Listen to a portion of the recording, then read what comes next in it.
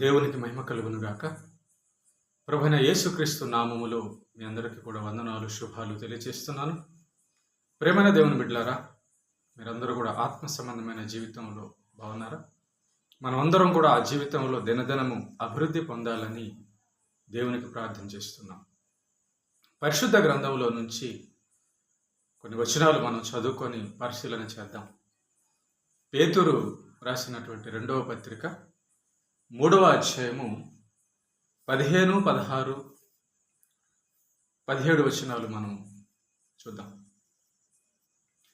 మరియు మన ప్రభు యొక్క దీర్ఘశాంతము రక్షణార్థమైనదని ఎంచుకొనుడి. అలాగూ మన ప్రియ సహోదరుడైన పౌలు కూడా తనకు అనుగ్రహింపబడిన జ్ఞానము చొప్పున మీకు రాసి ఉన్నాడు. వీటిని గూర్చి తన పత్రికలన్నిటిలోనూ బోధించుచున్నాడు. అయితే వాటిలో కొన్ని సంగతులు గ్రహించుటకు కష్టమైనవి. వీటిని విద్యావిహీనులను అస్థిరులైన వారును తక్కిన లేఖనములను అపార్థము చేసినట్లు తమ స్వకీయ నాశనమునకు అపార్థము చేయుదురు.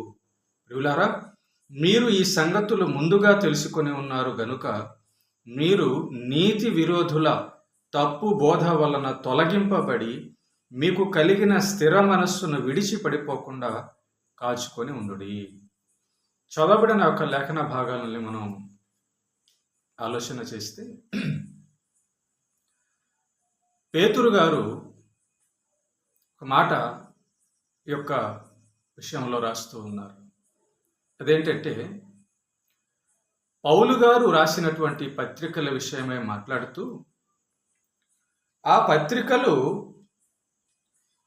కొన్ని గ్రహించుటకు కష్టమైనవి అంటున్నాడు. ఆ పత్రికల్లో కొన్ని సంగతులు గ్రహించుటకు కష్టమైనవి అంటున్నాడు. ఎవరికి గ్రహించుటకు కష్టమైనవి? ఎవరికంటే వీటిని విద్యావిహీనులు గ్రహించలేరు. మరి గ్రహించలేకపోతే ఏమవుతుంది? అపార్థం చేస్తారు. చూసారా? వీటిని విద్యావిహీనులు ఎవరంటే దేవుని యొక్క జ్ఞానము, దేవుని యొక్క విద్య, పరిశుద్ధాత్మ యొక్క నడిపింపు లేనివారు. ఇంకొకటి కూడా ఏంటంటే, చదువు, మనకున్న యొక్క అక్షరాలు, వాటి పదాలు, వాటి భావము, వాటి అర్థాలు, ఆ యొక్క సందర్భాలు, ఇవన్నీ కూడా తెలియకపోతే ఆ యొక్క లేఖనాలను అపార్థం చేసేటటువంటి అవకాశం ఉంది. అందుకే అంటున్నాడు, వీటిని విద్యావిహీనులు అస్థిరులైన వారు. ఈ లేఖనాలను ఎవరు అపార్థం చేసుకుంటారంటే, నెంబర్ 1 విద్యావిహీనులు, నెంబర్ 2 అస్థిరులైన వారు. ఈ అస్థిరులు ఎవరు? స్థిరత్వం లేనివారు అన్నమాట. అంటే దేవుడు చెప్పినటువంటి జీవితంలో లేకుండా తమ మనస్సు స్థిరంగా లేనివారు అస్థిరులు అన్నమాట. దేవుని మీద స్థిరంగా ఆనుకొని వారు, దేవుని మీద విశ్వాసంతో ఉండక కాస్త అనుమానం, కాస్త అటు కాస్త ఇటు ఉండేవాళ్ళు. ఇలా 2 రకాలటువంటి మనస్తత్వం కలిగిన వారు అస్థిరులు. అలాంటి వారు ఈ యొక్క దేవుని సంగతులను, లేఖనాలను గ్రహించలేరు. మరి ఏం చేస్తారు? అపార్థం చేస్తారంట. ఇంకా 17వ వచనంలో కూడా మనం చేస్తే, నీతి విరోధులు తప్పు బోధిస్తారని వ్రాయబడి ఉంది. నీతికి ఎవరైతే విరోధంగా నడుచుకుంటుంటారో, దేవుని నీతికి ఎవరైతే విరోధంగా నడుచుకుంటుంటారో వాళ్ళందరూ కూడా తప్పును బోధిస్తారని చెప్పి పేతురు గారు అంటున్నారు. నిజమే. మనము అపార్థము చేసుకోకుండా ఉండాలంటే మన యొక్క మనస్సు స్థిరంగా ఉండాలి. దేవుని యొక్క వాక్యము మనం అర్థం చేసుకోవాలంటే, కరెక్ట్గా అర్థం చేసుకోవాలంటే మన మనసు స్థిరంగా ఉండాలి. మన మనస్సు సరైనదిగా ఉండాలి. మన మనస్సు ఆసక్తి కలిగి ఉండాలి. మన మనసు పవిత్రంగా ఉండాలి. మన మనసులో దేవుని గురించిన గొప్ప విశ్వాసం ఉండాలి. కాబట్టి ప్రేమ దేవుని బిడ్డారా, స్థిరమైన మనస్సు ఉంటేనే దేవుని యొక్క లేఖనాలు మనం గ్రహించగలము. అలాగే విద్య కావాలి. విద్య లేకుండా మనం ఒక పదాన్ని మనం అర్థం చేసుకోలేము. సరైన చదువు, సరైన అవగాహన, దాని యొక్క భావం మనకు అర్థం చేసుకోలేనిటువంటి పరిస్థితి ఉంటే, విద్య లేకపోతే ఆ యొక్క పదాలను కూడా మనం తప్పుగా అర్థం చేసుకునే అవకాశం ఉంది లేఖనాలను. కాబట్టి రెండవదిగా విద్య లేని వారు కూడా దేవుని లేఖనాలను అపార్థం చేస్తారు. తర్వాత నీతి విరోధులు కూడా ఈ యొక్క లేఖనాలను తప్పుగా అపార్థం చేసుకునే అవకాశం ఉంది. నీతి విరోధులు, దేవుడి యొక్క నీతిగా నడవని వారు అందరూ కూడా దాన్ని ఏం చేస్తారంటే తమ పాపాలను కప్పిపుచ్చుకోవడం కోసం వాటన్నిటిని కూడా తమకు అనుకూలంగా మలుచుకుంటారు. అక్కడ ఏమవుతుంది? అపార్థం వచ్చేస్తుంది. చూసారా, ఎలాగైనా బ్రతకొచ్చు అని పాపం చేసే వాళ్ళు అంటుంటారు. మనం ఎలా బ్రతకగలము అని అంటుంటారు పాపం చేసేవాళ్ళు. కాబట్టి వాళ్ళ యొక్క ఉద్దేశంలో ఏంటి? ఆ లేఖనాలను అపార్థం చేయడమే.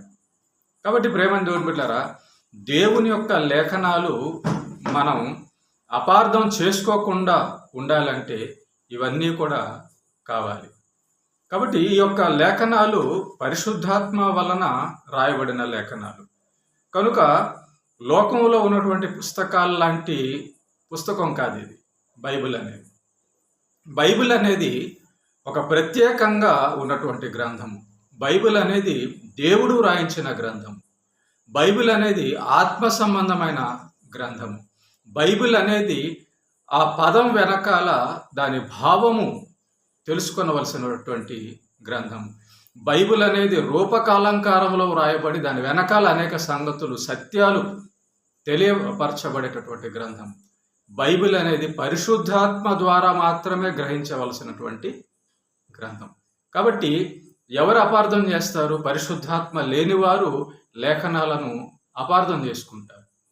నీతి విరోధులు, దేవుడు చెప్పినట్టుగా నీతిగా బతకడానికి ఇష్టం లేని వారు ఈ లేఖనాలన్నీ కూడా చూసుకొని అపార్థం చేసుకుంటారు. కాబట్టి స్థిరమైన మనస్సు లేనివారు, దేవుని ఎదుట దేవుని మీద స్థిరమైన మనస్సు లేనివారు ఈ లేఖనాలను అపార్థం చేసుకుంటారు. విద్యా విహీనులు, చదువు లేనివారు, దేవుని విద్య లేనివారు, లోక విద్య లేనివారు, ఈ రెండూ లేని వాళ్ళు లేఖనాలను అపార్థం చేసుకుంటారని చెప్పి పేతురు గారు 2వ పత్రిక 3వ అధ్యాయము 15, 16, 17 వచనాల్లో దేవుని యొక్క వాక్యం ద్వారా మనకు హెచ్చరిస్తున్నారు. కాబట్టి ప్రేమని దేవుని బిడ్డలారా, మనం ఈ యొక్క క్వాలిటీస్ కలిగి ఉంటేనే, దేవుడు చెప్పిన ఈ క్వాలిటీస్ కలిగి ఉంటేనే బైబిల్లోని ప్రతి వచనం, ప్రతి పదము మనం అపార్థం చేసుకోనక అర్థం చేసుకునేవారుగా ఉంటాం. మనం సత్యాన్ని కరెక్ట్గా అర్థం చేసుకుంటేనే మనకు అర్థమవుతుంది, ఎదుటి వాళ్ళకు కూడా ఆ అర్థాన్ని మనం చెప్పగలం. కాబట్టి మనకు అర్థం కాకుండా ఉంటే దానికి అర్థం ఇంకొకటి ఏదో మనకు నచ్చింది, మన సొంత ఆలోచన కలిపి పెట్టేస్తాం. కాబట్టి అలా ఏమవుతుంది? వినేవారికి కూడా అది సమస్య, చెప్పేవారికి కూడా అది సమస్య అవుతుంది.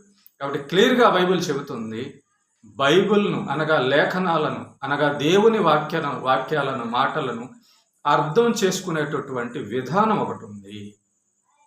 ఆ విధానం ఆ మనిషి దగ్గర లేకుండా అది అర్థం కాదు. ఇది ఒక న్యూస్ పేపరు కాదు, లేకపోతే లోకంలో ఉన్న చదువు కాదు. చదవంగానే అర్థం తెలుసుకోవడానికి ఇది అలాంటిది కాదు.